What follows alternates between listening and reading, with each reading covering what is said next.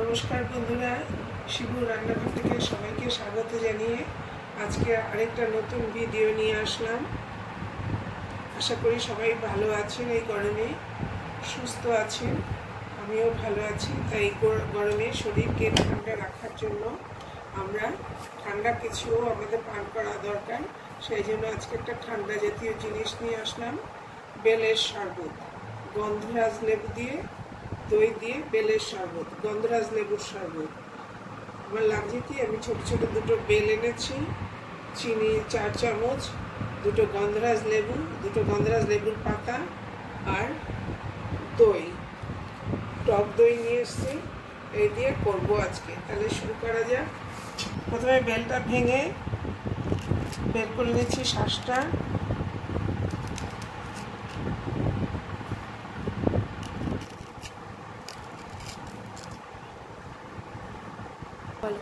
আমার বেলটা ছাড়িয়ে নেওয়া হয়ে গেল। এবারে একটু জল দিয়ে গুলে নেব।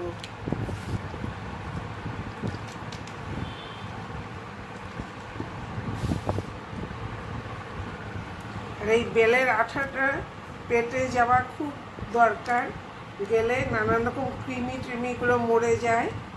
আর সাথে বেলটাও শরীরটাকে ঠান্ডা রাখে। অনেকে আবার কাঁচা বেল, 12 মাস তো পাকা বেল পাওয়া যায় এখন, কিন্তু কাঁচা বেলটা অনেকে আবার মোরব্বা করে রাখেন ঘরে খাবার জন্য। এতে পেটটাও পরিষ্কার হয়, শরীরটাও ভালো থাকে। হ্যাঁ, আমার বেলটা গোলা হয়ে গেল। অল্প একটু জল দিয়ে বেলটা গুলে নিলাম। এবার বেলটাকে ছেঁকে নেব। একটা ছাঁকনি দিয়ে ছেঁকে নিচ্ছি।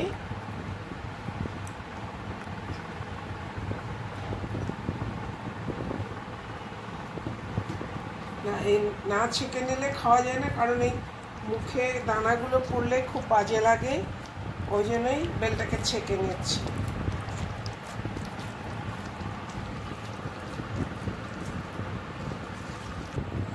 আমি 2 চামচ চিনি দিলাম।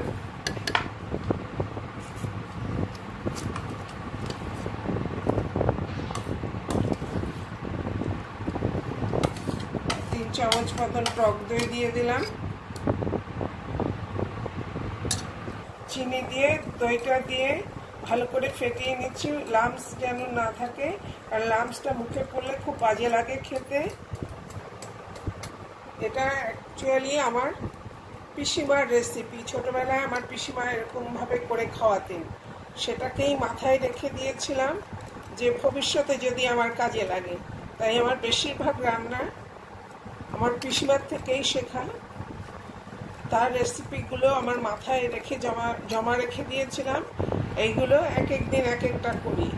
আমার পিসিমা আজকে নেই, কিন্তু তাকে এত শ্রদ্ধা ভালোবাসা বোধহয় আমি আর কারুকে জানাই, কিন্তু আর বোধহয় কারুকে এরকম ভালোবাসতে পারবো না। তাই তার পিসিমার রেসিপিগুলো সবসময় মাথার মধ্যে আমার ঘুরতে থাকে।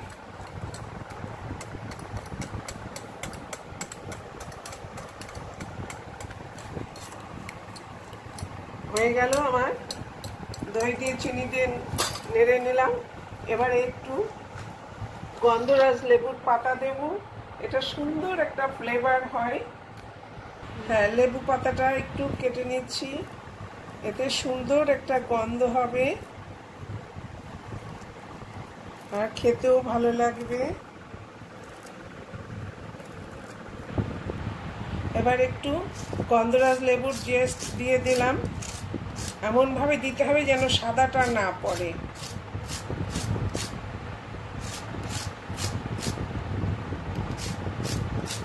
আর একটু লেবুর রস দিয়ে দিলাম, বেশি না, একটুখানি গন্ধের জন্য।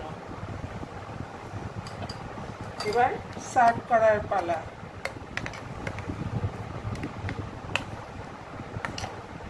হয়ে গেল আমার গন্ধরাজ লেবু দিয়ে বেলপানার শরবত। এবার পরিবেশন করার পালা।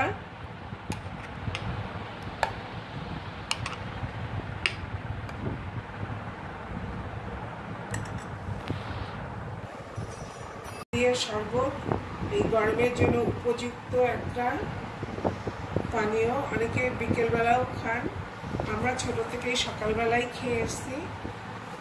ফল সাধারণত সকালের দিকেই খায় পালা হজমের সুবিধে।